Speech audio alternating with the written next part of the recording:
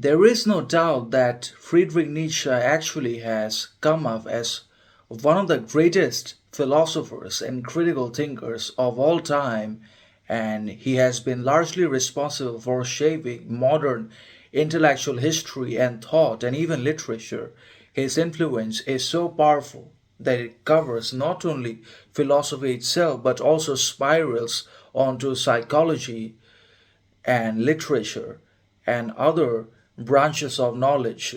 And that means Friedrich Nietzsche has always had enormous significance and unparalleled quality about himself as well as work, and therefore he needs to be taken seriously and responsibly. Otherwise, we're not going to be able to understand either himself or his philosophies, ideas, and concepts that are groundbreaking breaking and earth shattering in itself. Friedrich Nietzsche was not just a radical, complicated, and complex philosopher in himself, he was highly controversial for his different thoughts, distinct ideas, and obviously concepts that threaten the very fabric of society, challenged governments, and obviously put everyone to their knees. And that means he was a rebel against convention, a challenger of societal norms. He did not only challenge traditional morality, he conquered it, he broke it apart and obliterated it and created something new out of it. He broke basically everything that was there present in his time because he found problems with each and every single ways of thinking and the philosophers before him. He also criticized them, including Socrates and Arthur Schopenhauer as well. And that means Friedrich Nietzsche is not only very complicated, complex, but also very dangerous and radical in his approach and uncompromising and unintimidated by other people's opinion, judgment, or perception. He did not care and is not going to care either because he wrote only for a few people and not for everyone because his writing is so revealing, dark, and complex that it's not meant for anyone or everyone. It's only for a few people that are actually willing to change not only their lives but also their ways of thinking, perceiving, behaving, acting entirely in the face of societal challenges, arbitrary forces, governmental restrictions, external authorities, and so on and so forth. So, Friedrich Nietzsche has undeniable importance, unbelievable significance, and unrivaled dominance, not only in the history of philosophy but also in the arc of literature, psychology, etc. So, Friedrich Nietzsche's philosophy is complex, provocative, and often misunderstood. So, we're going to first understand and explore some of the key themes in his philosophy. And the first theme is the will to power. Nietzsche posits that the fundamental driving force in humans is the will to power, a desire to assert dominance, create and overcome obstacles. It's not just about physical power, but also creativity, self overcoming, and mastery over one's instincts. Meaning, the will to power basically is present in everyone. Everyone wants to become strong, powerful, and dominant over time, and they want to get even more stronger than they are in the present. And it's not just about physical, it's about emotional, mental, and psychological. Also, everyone wants to acquire more and more knowledge so that they can become stronger. Everyone also wants to strengthen their psychology and their ability to lead better lives. So each and every single one of our actions, behavior, and perception reflects our drive and desire for power and dominance and dominion over everyone in society and not just ourselves. And that includes the overcoming of the self also, the exploration of creativity, mastering of one's instincts.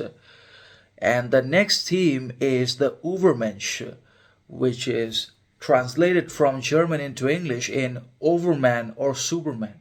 So the Übermensch is Nietzsche's ideal of a self-created individual who transcends conventional morality, embraces life's challenges, and creates their own values in the face of nihilism. So the Übermensch can be referred to as the Superman or Overman who has the ability to not only challenge and conquer conventional morality, traditional practices, and habits, but also in the process of doing so, create their own original habits, authentic values, genuine virtues that are entirely different and distinct from societal needs, arbitrary authorities, governmental conditions, educational demands, and so on and so forth. So the Ubermensch actually has not only the willingness but also the ability to create authenticity and original virtues and values about himself that he constantly applies to himself and to his actions and character, and also in the process of doing so tries to change other people so that they are also able to break free from constant societal oppression, governmental repression, external conditions, arbitrary authorities, and so on and so forth. And all this in the face of an increasingly growing concern of nihilism. There is nihilism everywhere in the world because of the deterioration of religion itself, and also because of the degradation of one's belief and faith over religion and over God as well, because of the introduction of modernism and science and technology into the world. The belief in God and in religion has actually faded away at an alarmingly faster rate, which has led to meaninglessness, purposelessness, and also to the creation of the feeling of being worthless, insignificant, and unimportant, and that nothing has any meaning or value whatsoever, however appealing or important things may seem to be. So that's nihilism. And the Ubermensch is able to overcome all of that with his self-created virtues and self-curated ideals and philosophies that are entirely unaffected by society, external demands, other sorts of conventional authorities or source of morality. And the third key theme in Nietzsche's philosophy is death of God. Nietzsche famously declared God is dead in his book The Gay Science, symbolizing the decline of religious and metaphysical beliefs in modern society.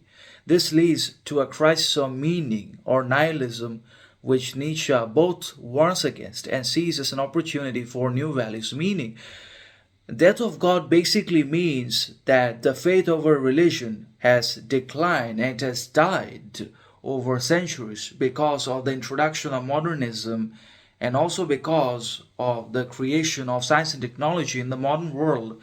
And God and religion have been systematically murdered by the modern world itself, which prioritizes attention and the desire and possession for wealth, influence, and other vicious demands. And that's why it itself has killed God, and now it's a craving for meaning in the midst of nihilism and nothingness. So we have killed God and religion in one way or another with our own actions of inhumanity, dishonesty, disloyalty, selfishness, and so on and so forth. And we have also acted in a way that shows concern for no one and not even the self.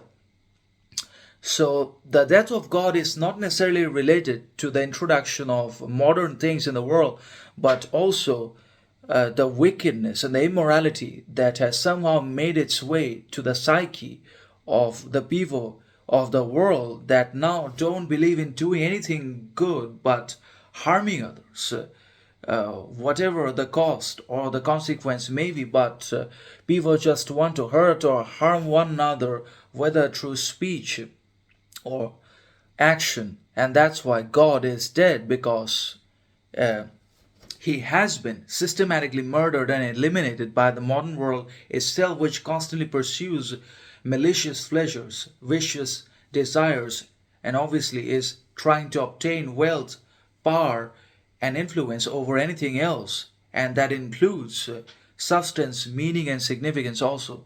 And that's why God and religion have been killed and they are now dead because of us, our own mentality and actions.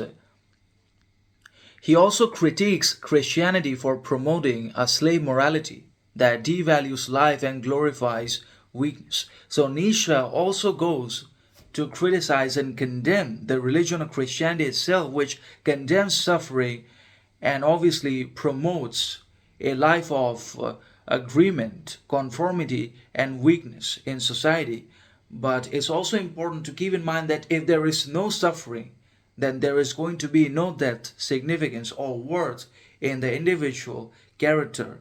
For the development of the self, suffering is an indispensable requirement and an imperative reality, without which the self does not develop and the individual person, it remains incomplete. And that's why suffering has to be there as a precondition for the creation of a Superman.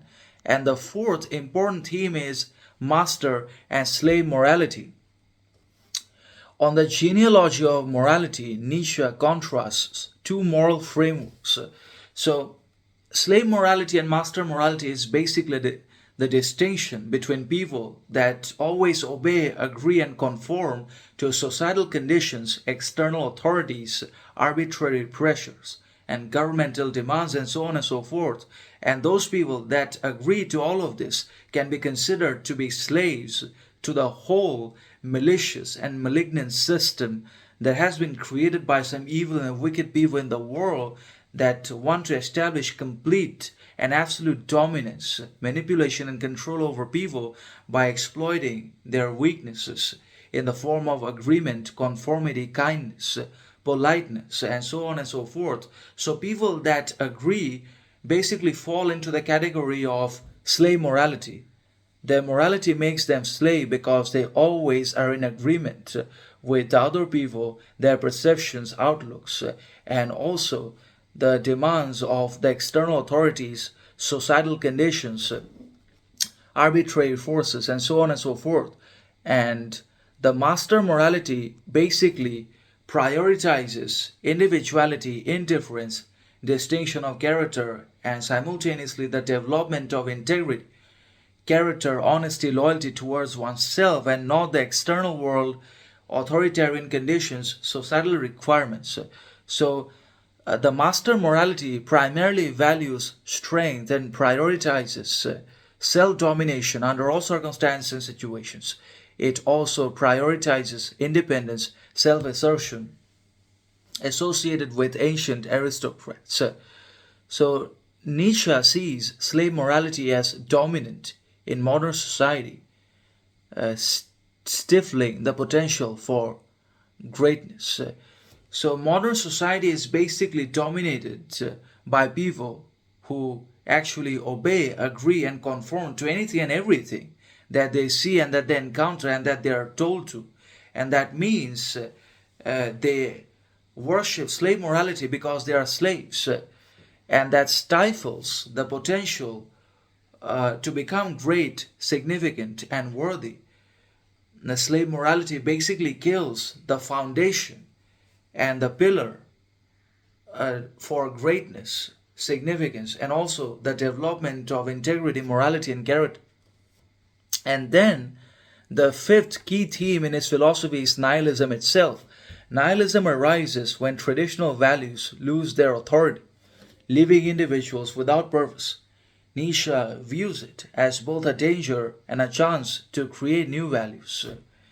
He distinguishes between passive nihilism, despair, resignation, and active nihilism, destroying old values to build anew. Meaning, nihilism naturally creates out of the deterioration of old values, traditional beliefs, and the obviously non existence of God or religion. Because we have killed God and all sources of meaning, we have stifled growth and the opportunity for meaning and significance in our lives, and that has led to nihilism because of our own actions and behaviors.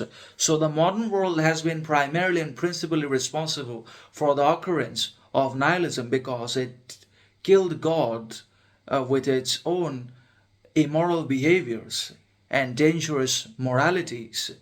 And also, it destroyed religion by deteriorating its values and by commanding people to believe in a slave morality. But nihilism is also very important and indispensable because it allows the person who is willing to be able to create new values and authentic traditions and genuine virtues all by himself, which he can apply not only to his life but also the other people around him for the creation of a society of great and independent men and women. The sixth theme is eternal recurrence.